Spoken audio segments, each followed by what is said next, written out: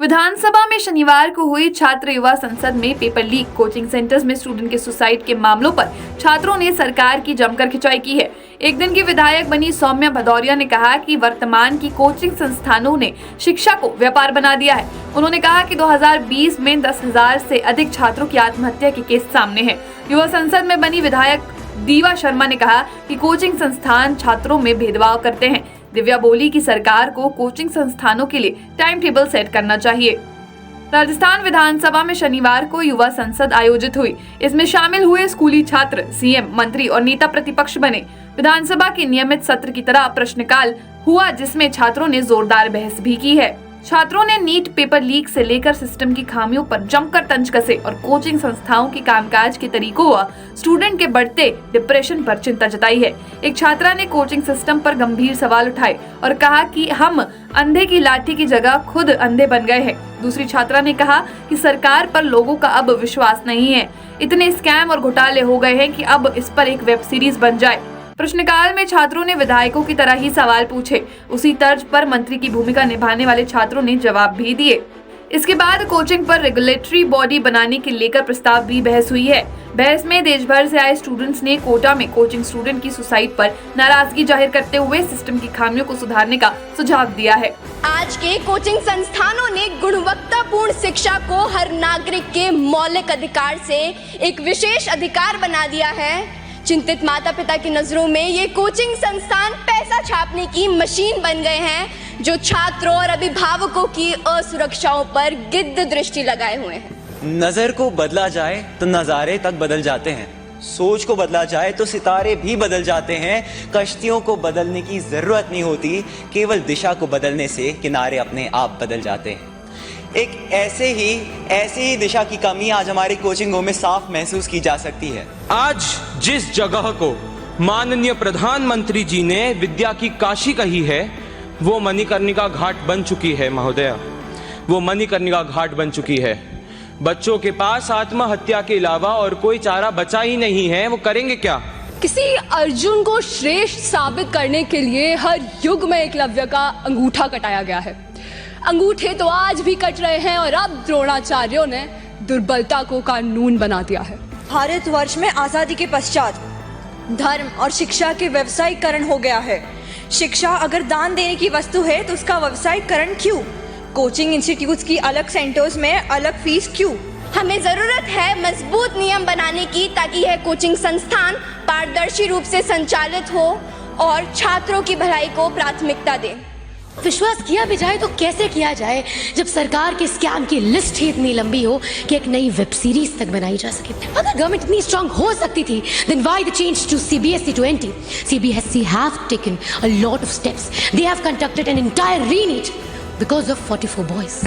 आज के कोचिंग संस्थानों ने गुणवत्तापूर्ण शिक्षा को हर नागरिक के मौलिक अधिकार से एक विशेष अधिकार बना दिया है। चिंतित माता पिता की नजरों में ये कोचिंग संस्थान पैसा छापने की मशीन बन गए हैं, जो छात्रों और अभिभावकों की असुरक्षाओं पर गिद्ध दृष्टि लगाए हुए हैं। आपको यह जान के हैरानी होगी कि हमारे देश के प्रतिष्ठित कोचिंग संस्थानों में 120 से भी ज्यादा छात्रों के लिए केवल एक अध्यापक नियुक्त होता है। क्या ये पर्याप्त है? साथियों, याद रखिए, संघर्षों के साए में इतिहास हमारा पलता है। जिस और जवानी चलती है, उस और जमाना चलता है।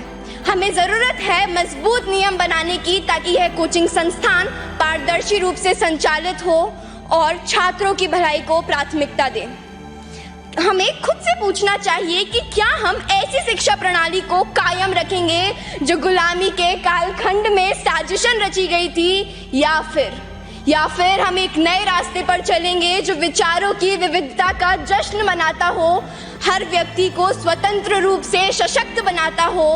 अंत में मैं बस यही कहना चाहूंगी कि वसुधा का नेता कौन हुआ, भूखंड विजेता कौन हुआ, अतुलित यशक्रेता कौन हुआ, नवधर्म प्रणेता कौन हुआ, जिसने न कभी आराम किया, विघ्नों में रहकर काम किया, विघ्नों में रहकर काम किया। जय हिंद, जय भारत और धन्यवाद। भूमिका Saini, honourable leader of opposition. एक और स्टूडेंट ने की आत्महत्या। A 16-year-old JEE student attempted suicide in Kota. हम सब सोचते होंगे इसने सुसाइड अपनी स्टडी प्रेशर्स के लिए की होगी, लेकिन इसके पीछे जिसका हाथ है उन्हें हम कुछ नहीं बोलते। कोचिंग सेंटर्स, जी हाँ, कोचिंग सेंटर्स।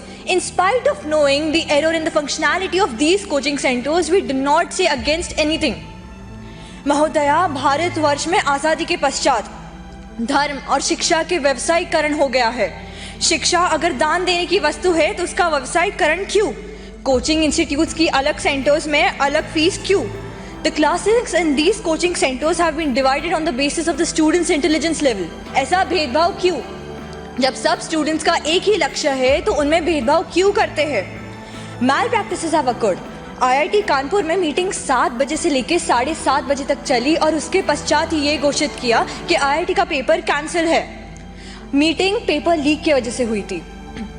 पेपर लीक एक कोचिंग इंस्टीट्यूट के एक्स्ट्रा क्लास में लीक की गई थी। ऐसे कोचिंग इंस्टीट्यूट्स के वजह से हमारे दूसरे बच्चों का रैंक एंड स्कोर्स अफेक्ट होता है, yet we don't speak against them. The coaching centers should be monitored by the government officials. The coaching centers teach only core subjects to them, whereas the students have to appear for other languages as well. Coachings को ये लगता है कि वो उन्हें entrance test के लिए तैयार कर रहे हैं, लेकिन उनकी 12th का क्या? उन्हें अपनी सिलेबस में रीजनल लैंग्वेजेस भी ऐड करना चाहिए। The coaching centers have unplanned schedules with the students studying for 18 hours a day, 7 days a week with no time for leisure. Psychology के हिसाब से a student cannot study for 18 hours a day without going into depression, which can eventually lead him to suicide and feel lonely. Government को coaching centres के लिए एक time table schedule करना चाहिए। In January this year, the Union Ministry of Education issued strict guidelines that institutions cannot issue misleading governments advertisements about guaranteeing ranks and good marks. फिर भी भारत के हर एक गली में आपको एक ना एक कोचिंग के होर्डिंग्स जरूर दिखेंगे। इनमें कितनी सच्चाई है हमें क्या पता, हम तो वैसे भी अंधे की लाठी नहीं, अंधे खुद बन चुके हैं। जय हिंद, थैंक यू।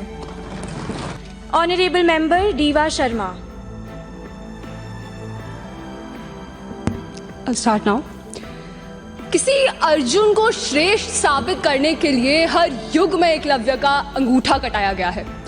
अंगूठे तो आज भी कट रहे हैं और अब द्रोणाचार्यों ने दुर्बलता को कानून बना दिया है। Greetings to the members of the House.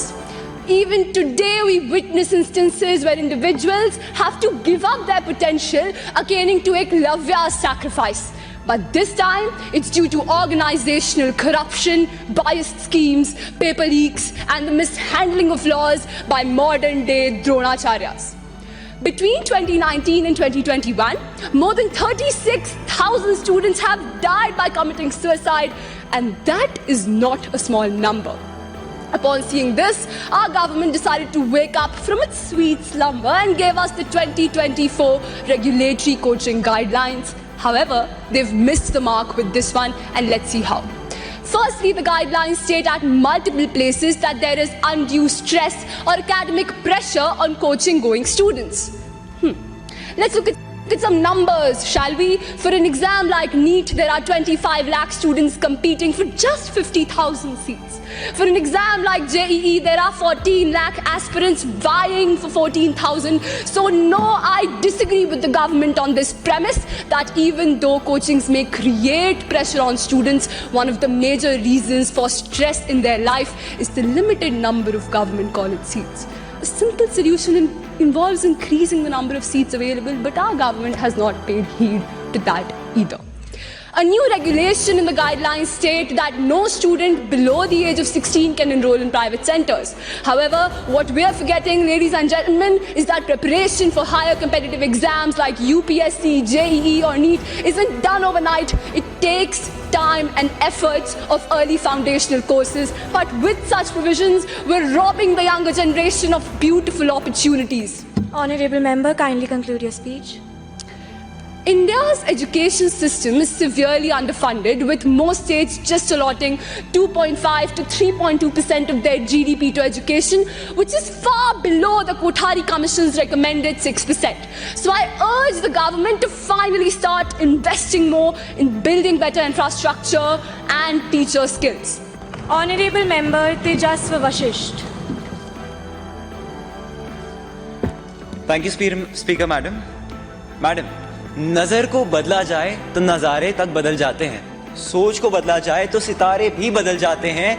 कश्तियों को बदलने की जरूरत नहीं होती, केवल दिशा को बदलने से किनारे अपने आप बदल जाते हैं। एक ऐसे ही दिशा की कमी आज हमारी कोचिंगों में साफ महसूस की जा सकती है। ऑनरेबल चेयर, एस्टीम्ड मेंबर्स, ना चोर हार्यम ना च राज्य कार्यम ना भ्रात भाज्यम न च भारकारी व्यय कृते वर्धते एवं नित्यम विद्याधनम सर्वदम प्रधानम। Education is something that cannot be stolen, cannot be taxed. The more you spend, the more it becomes, the more you share, the more it expands. इतनी बड़े इन्वेस्टमेंट होने के बाद भी अगर हमारे बजट का केवल 10% इसकी ओर खर्च करा जाता है तो जनाब ये सोचने वाली बात है। मुद्दे की बात पर आते हुए, मान लो आप अपना एडमिशन कराने जाओ, 2 महीने तक आप जमकर स्कॉलरशिप टेस्ट की तैयारी करते हो और मैं फीस में 30,000 रुपए बढ़ाकर आपको 30,001 रुपए की स्कॉलरशिप दे दूं। सर, ये आपका केस नहीं, this is the case of 60% students in India. We need upfront fee disclosures. We need clear refund policies and regular audits. बात करते हैं अलार्मिंग मेंटल हेल्थ इश्यूज की। एक जमाना था, श्रीमान टीकाराम जूली साहब ने भी यही कहा कि हम उम्मीद करते हैं कि वापस से युवावस्था में आते। लोग कहते हैं अगर हम भी बच्चे होते तो आराम से खेल कूद तो पा रहे होते। पर सर, आज वही 56% बच्चे डिप्रेशन का शिकार हो चुके हैं। 60% बच्चों के पास मेंटल हेल्थ सपोर्ट नाम की चीज नहीं है। ये कंसर्निंग नहीं है। चलो इक्विटेबल एक्सेस की बात करते हैं। मान लो आपकी तबीयत भगवान ना करे बट खराब हो जाए, आप फल लेने जाओ, सेम दाम में आपको मिलते हैं दवाई वाले सड़े हुए फल, वहीं दूसरे स्वस्थ इंसान को मिलते हैं सबसे बेस्ट क्वालिटी के ऑर्गेनिक फल। सुनकर अजीब लगा, पर ये सवाल हम तब क्यों नहीं पूछते हैं जब सेम कोचिंग में 2 बच्चे सेम फीस भरते हैं, एक को टॉप बैच एक को लोअर बैच में डिवाइड कर दिया जाता है। Why is it that when we talk about equitable access to quality coaching, we only talk about fees and scholarships? Isn't this a violation too? Conclude. Speaker madam ने conclude करने कह दिया है, तो अंत में केवल यही कहना चाहूंगा, कागजी काम काफी नहीं, जमीनी हकीकत पर भी ध्यान दें, विद्यार्थी के विकास और न्याय संघ कोचिंग का अभियान दें और ऐसे 2 बोर्ड कोचिंग सेंटर्स को भी दान दें। धन्यवाद।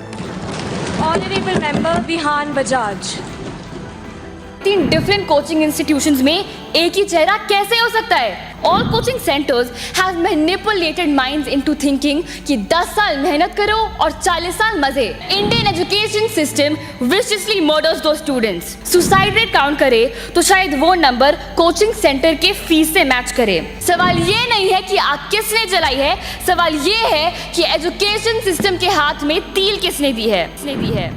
हम सब बच्चों की मौत सह लेंगे पर इंडियन एजुकेशन सिस्टम का कड़वा सच नहीं। Honourable speaker, before I commence Kargil Diwas का सभी को नमन। With utter grief, I state that in India, the grading system is now like the new division system. 95% लाए तो superior, उससे नीचे लाए तो inferior. Starting with a few cases, students in Panipat were promised government jobs provided they joined the computer science course provided by a computer course coaching center. पर end में ना उन्हें नौकरी मिली ना course. This is one of the reasons why an RTI, right to information, should be implemented with fact-checking proofs regarding success rates and educators' qualifications. Now, बात करते हैं coaching centres की, तो it does not just particularly refer to education. इसमें sports भी आता है, because sports के भी कोचिंग क्लासेस होती है। तो इसी का एग्जाम्पल लेके 8 जुलाई 2024 में केरला में केरला क्रिकेट एसोसिएशन में there was a male teacher who assaulted female students. यहाँ भी सुरक्षा नहीं मिली, इधर भी असहाय होने की आवाज़ गूंजी। एज यूजुअल भारत में लॉ की तबाही हो चुकी है। As per the new recent regulations of coaching centers, no child under the age of 16 can attend any coaching classes. पर यहाँ तो IIT की प्रिपरेशन 6th grade से होती है। Secondly, false advertisement cannot be published. तो जब 2 कोचिंग सेंटर्स सेम बच्चे का क्रेडिट ले तो हम जनता किस पे भरोसा करें? सेकेंडली, 3 अखबार में 3 डिफरेंट कोचिंग इंस्टीट्यूशंस में एक ही चेहरा कैसे हो सकता है? All coaching centers have manipulated minds into thinking कि 10 साल मेहनत करो और 40 साल मजे। पर कुछ लोगों के लिए वो 40 साल आते नहीं है। Why? Because the Indian education system viciously murders those students. Suicide rate count करें तो शायद वो नंबर कोचिंग सेंटर के फीस से मैच करे। बच्चों के भीतर ही कंपटीशन की आग जला दी है। पर सवाल ये नहीं है कि आग किसने जलाई है, सवाल ये नहीं है कि आग किसने जलाई है, सवाल ये है कि एजुकेशन सिस्टम के हाथ में तील किसने दी है। हम सब बच्चों की मौत सह लेंगे पर इंडियन एजुकेशन सिस्टम का कड़वा सच नहीं। हम सब इंडियन एजुकेशन सिस्टम के सामने बच्चों को 3-4 घंटे पढ़ा सकते हैं but can not even devote 1 single minute to their mental health. हम सब एनटीए का असली चेहरा खुशी खुशी सह लेंगे और घर वालों की खुशियां एक पल में उड़ा देंगे। Honorable member, kindly conclude your speech. Which is why there should be different amendments, starting with psychological tests that would be conducted even for the ones who commit these scams to detect early cases of depression and anxiety. Classes should be confined to 1 hour 30 minutes, plus breaks should be given which would implement mental infringement for students. Refund details should be explained properly.